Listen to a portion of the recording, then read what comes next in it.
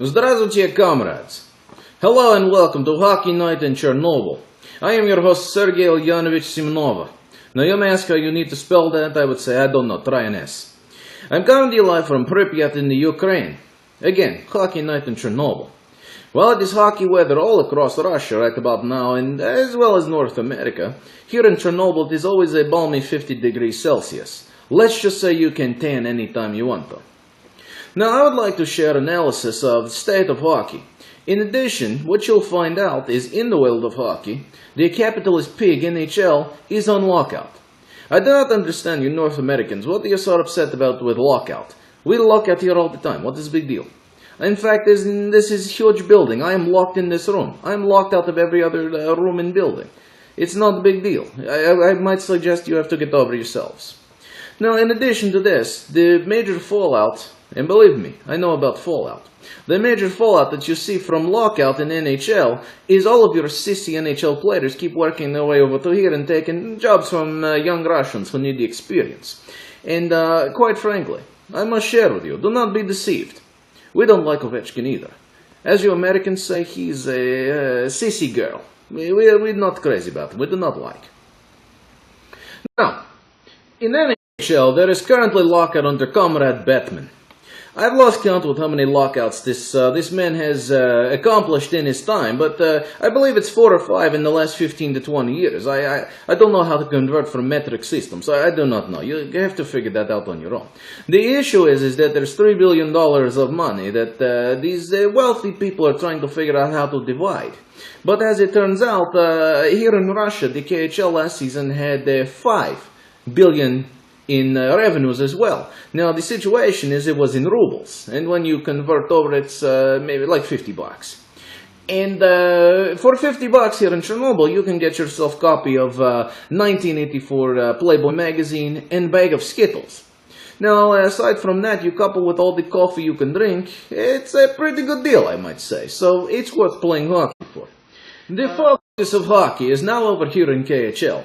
As it turns out, I would love to bring you video footage of latest KHL, but there is none here. I have no videos, no camera. This is only camera, and all you get is me. There is no hockey here.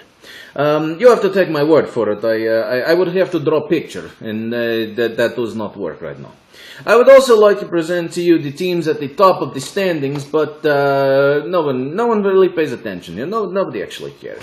And furthermore, I would like to also share the statistics for leading scorers in league, but no one actually knows. So it's, as you Americans would say, you take with a cup of salt.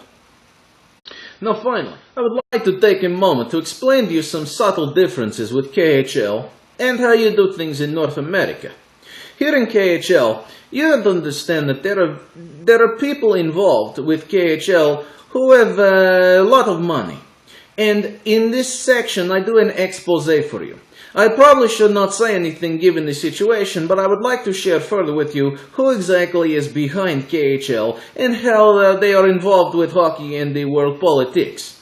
Now, there is a lot of money in KHL, as you know, and money comes from petroleum, from gas, from being spies, and from selling vintage copies of Playboy magazines. There is a lot of major sources of money coming into Russia. Its problem is only 16 people in the whole country actually have access to it. And they recommend we do not say much concerning that situation.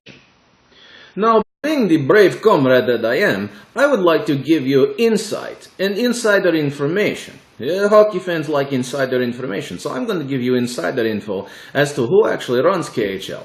Now, the secret to the KHL is that it's involved very heavily with our government here. Our government here is something that you need to know that is very... The government here is best in the entire world. The KHL is the best hockey in the entire world. We will once again dominate the world of hockey, the world of Olympics, and the world of downhill skiing.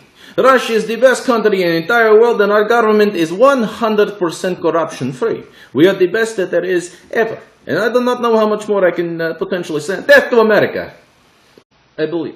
I'm clearly under the impression here that it is time for me to go and wrap up this particular program here on Hockey Night in Chernobyl, if you get my drift. I would like to give you email, but as it turns out, there is none here. I would also like to provide you with Twitter or Facebook information, but quite frankly, I don't really want to talk to you all that much. It is past my bedtime. I have to get going. There is a free coffee, and let's say I need a new pair of shorts at time. Honestly, I don't really wish to speak to you, so I'm going to go now. This concludes this edition of Hockey Night in Chernobyl. I am your host, Sergei Ilianovic Simonova. I want to thank you for joining us.